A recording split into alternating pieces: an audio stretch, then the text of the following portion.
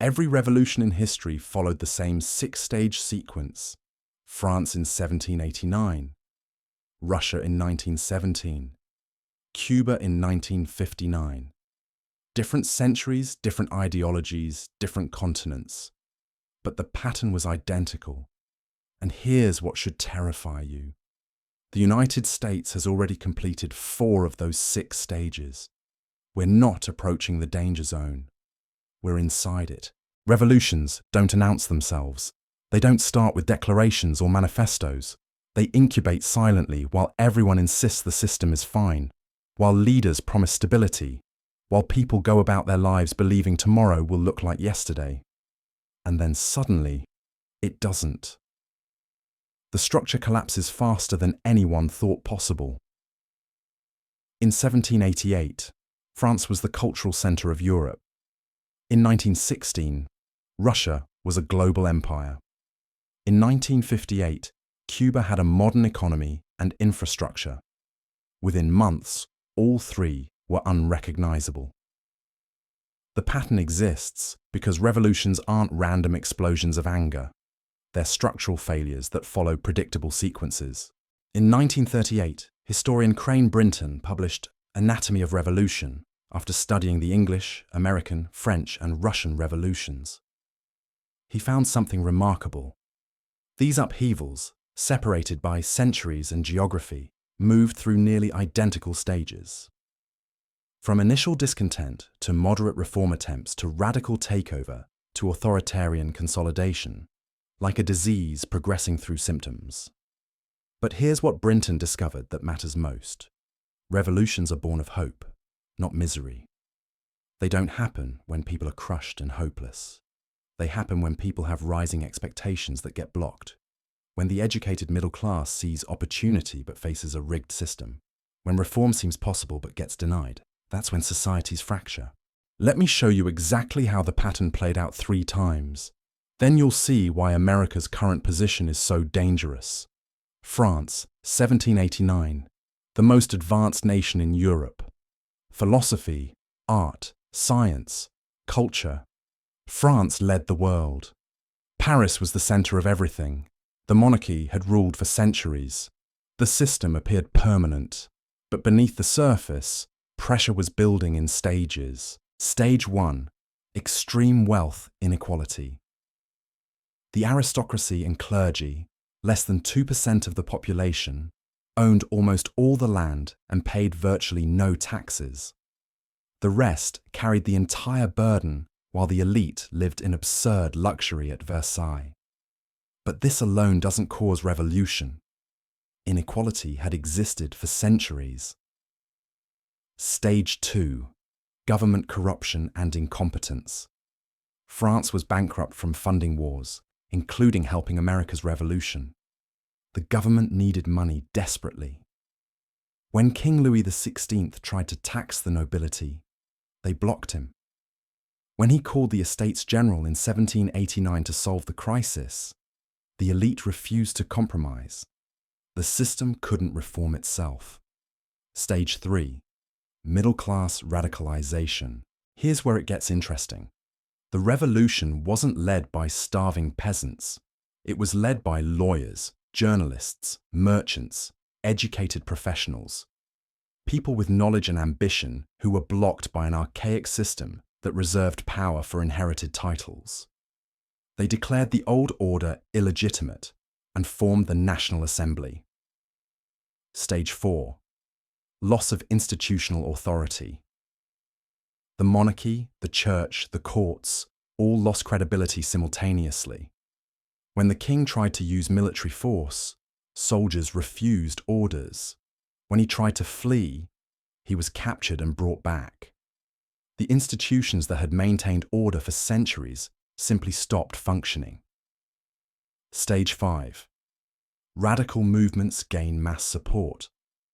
The moderate reformers of 1789 were replaced by radicals by 1792. Robespierre and the Committee of Public Safety promised to purge corruption and create a republic of virtue. Thousands cheered as the guillotine went to work. Stage 6, chaos and dictatorship. The Reign of Terror executed tens of thousands. Revolutionary tribunals killed anyone deemed insufficiently loyal. The revolution devoured its own leaders. And it ended not with freedom, but with Napoleon's dictatorship. The pattern was complete. Now let's move forward to Russia, 1917. A completely different context. The Romanov dynasty had ruled for 3 centuries. Russia was a vast empire, a global power, Orthodox Christian instead of Catholic, with feudal structures France had abandoned long before. Surely the pattern wouldn't repeat, it repeated exactly. Stage 1, extreme inequality. Peasants and industrial workers lived in brutal conditions, while the aristocracy controlled vast estates. But again, this had been true for generations. Stage 2, government collapse. Tsar Nicholas II was weak and indecisive. Russia's entry into World War I was catastrophic. Millions died, supply lines collapsed, inflation destroyed savings. The government proved incompetent at the most basic functions. People starved in cities while food rotted in the countryside because trains didn't run. Stage 3, middle class and military turn against the state. In February 1917, soldiers ordered to fire on protesters in Petrograd refused. They joined the demonstrators instead. Educated workers formed Soviets, councils demanding change. The Tsar abdicated, and a provisional government of liberal reformers took power. This could have been the end of it. Constitutional democracy seemed possible. But the pattern doesn't stop at stage 3. Stage 4. The provisional government lost legitimacy within months. It continued the war. It delayed land reform. It couldn't deliver bread. Alternative power structures, the Soviets, gained authority while official institutions withered. Stage 5. Radical movements offered simple solutions. Lenin and the Bolsheviks promised peace, land, and bread. They seized power in October 1917, not through mass uprising, but through a calculated coup against a government nobody defended anymore. Stage 6. Civil war and terror. Millions died. The Romanovs were executed. The White Army fought the Red Army. Famine swept the country. And when the chaos ended, Lenin and then Stalin ruled with absolute power. The revolution replaced one form of oppression with something far worse. 2 revolutions, separated by 128 years, on opposite sides of Europe. Same sequence, same outcome. But maybe those were old empires, archaic systems. What about a modern 20th century state?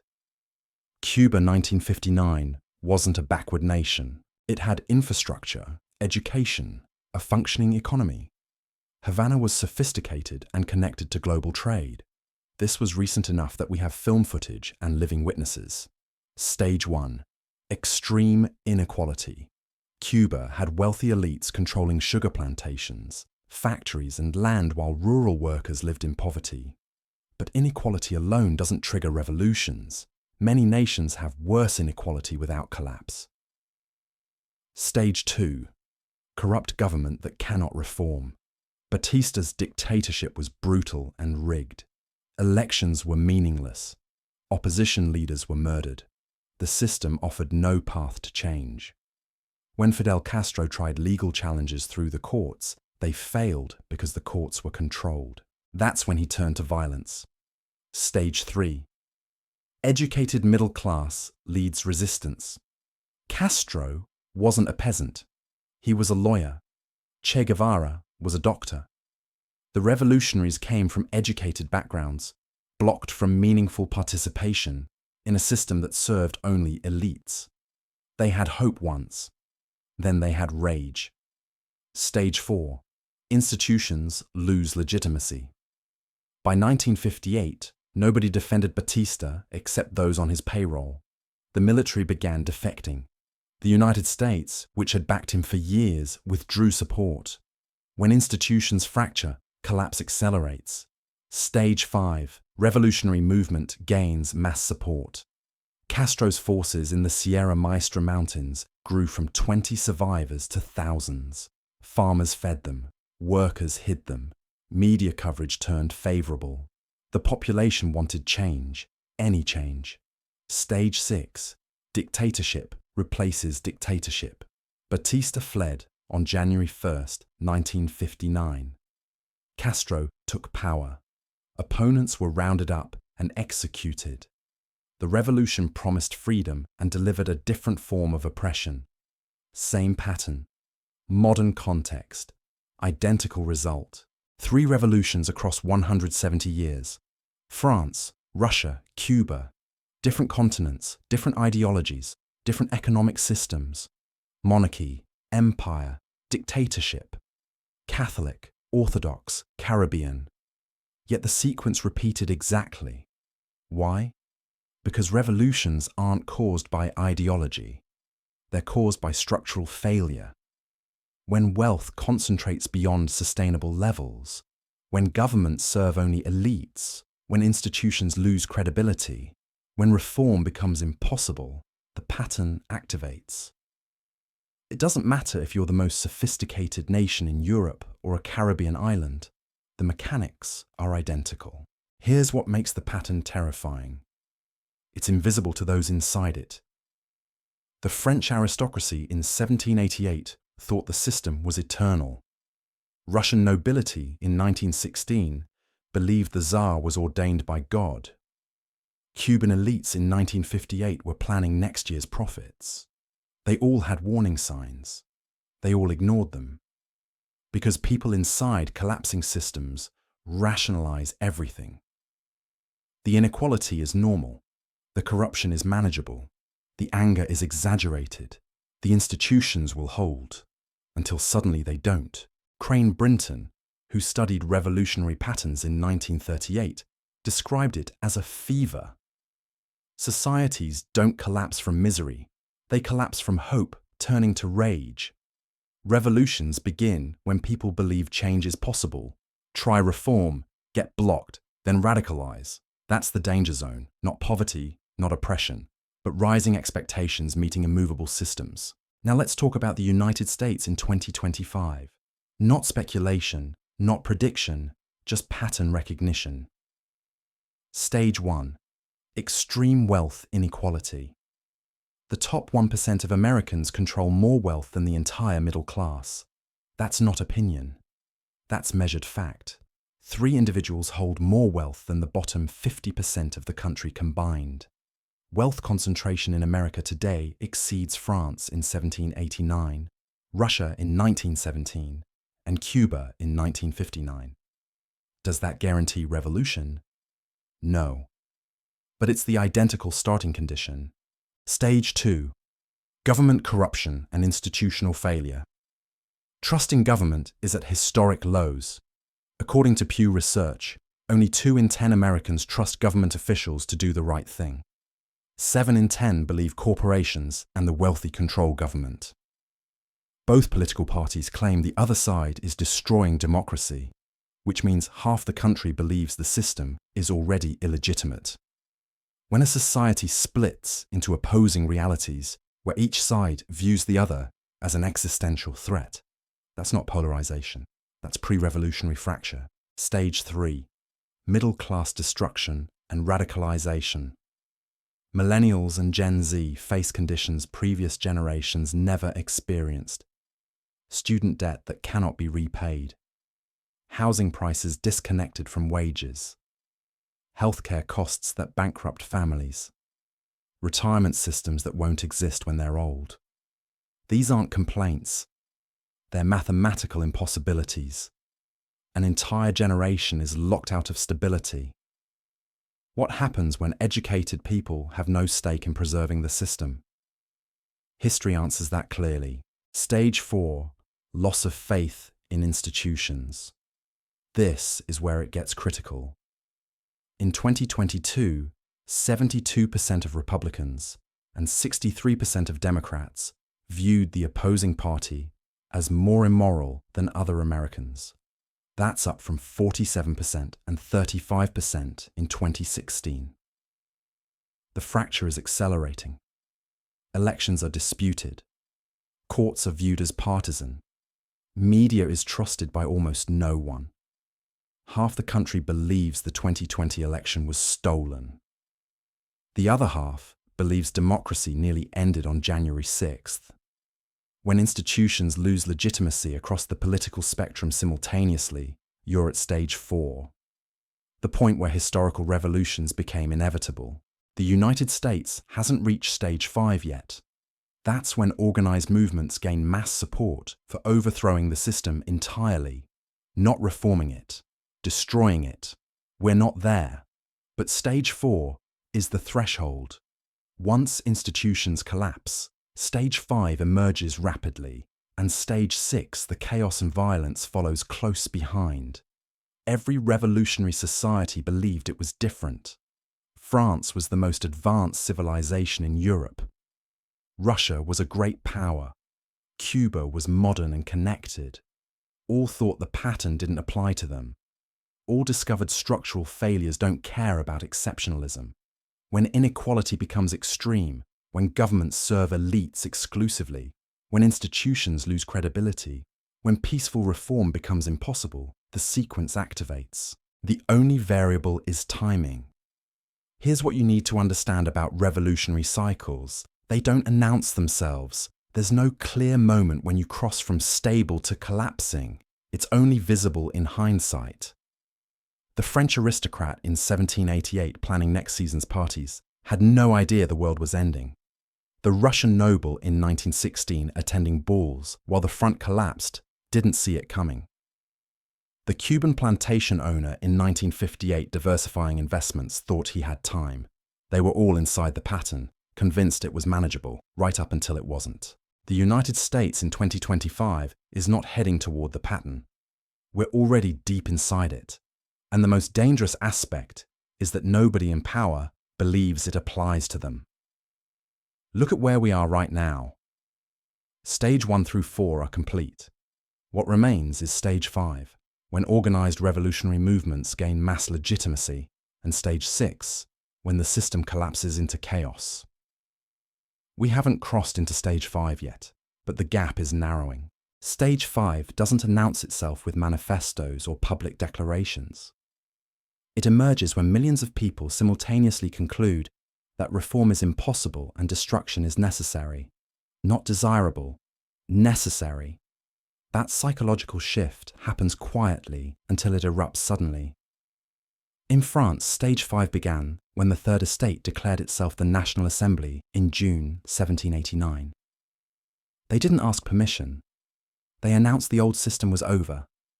Moderates tried to compromise, failed. Within months, radicals controlled the movement. Within years, the guillotine was running daily.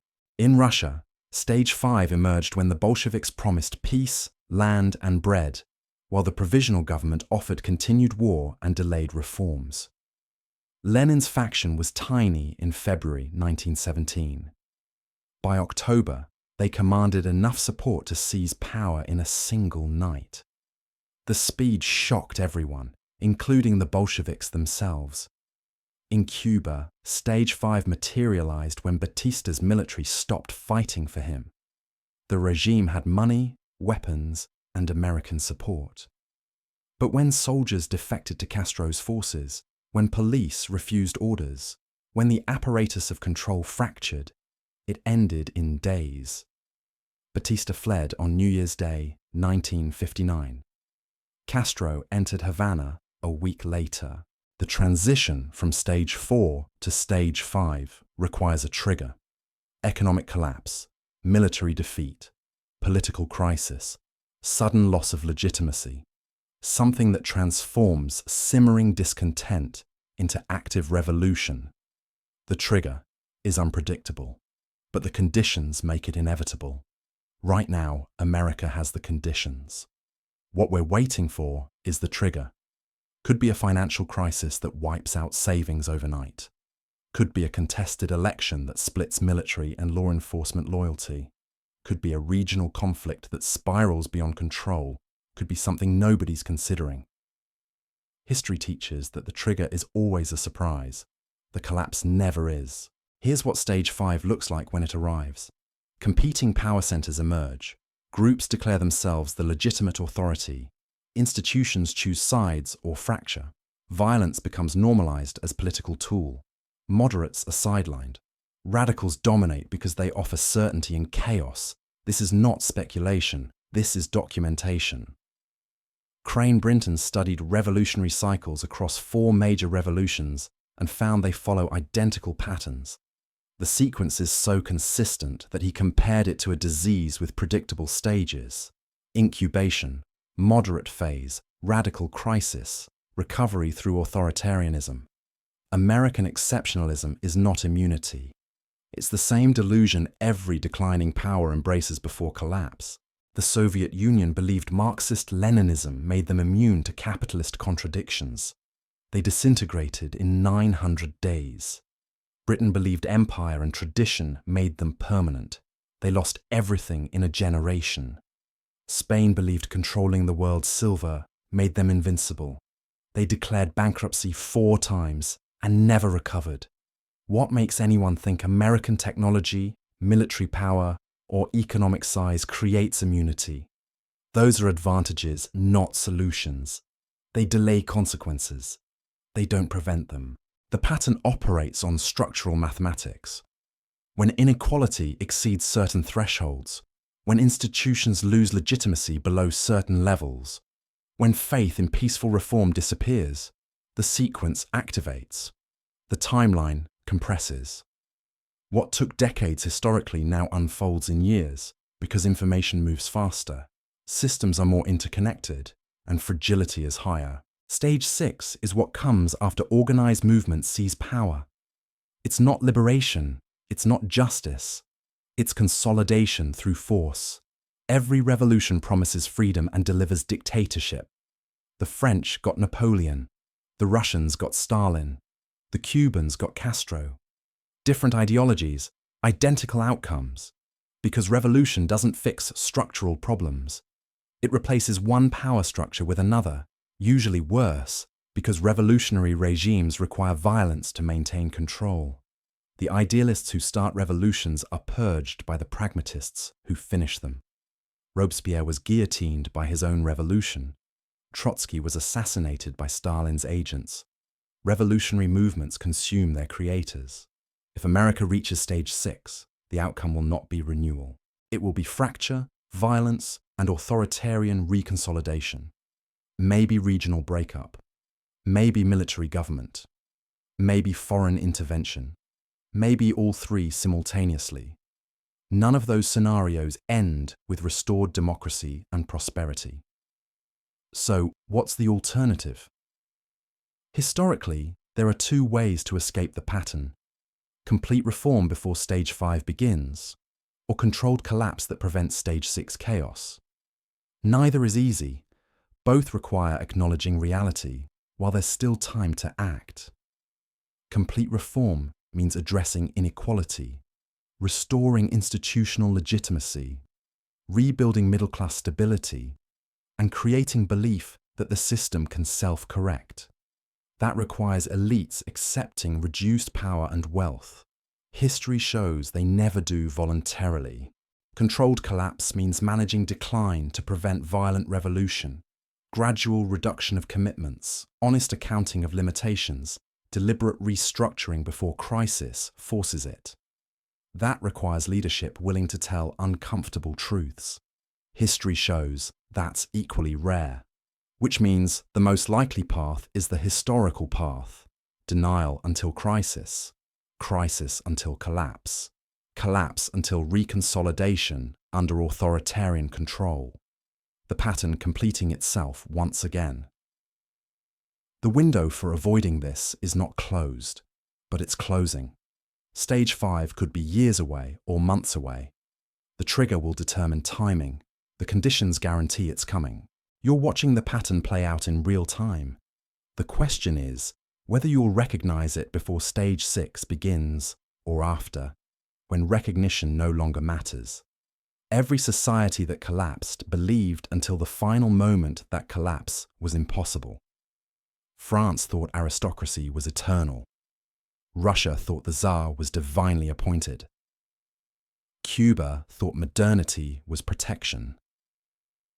They were all wrong because they were all inside the pattern, rationalizing every warning sign until the warnings became irrelevant. The United States is not approaching the revolutionary cycle. We're at stage 4 of 6. The structural conditions are complete. What remains is the trigger and the sequence it unleashes. Maybe we find leadership capable of genuine reform before stage 5 begins. Maybe we manage decline without violence. But history suggests neither happens because the people with power to change course are the same people who benefit from the system that's failing. The pattern doesn't care about military strength, economic size, or technological advantage. Those delay consequences, but don't prevent them.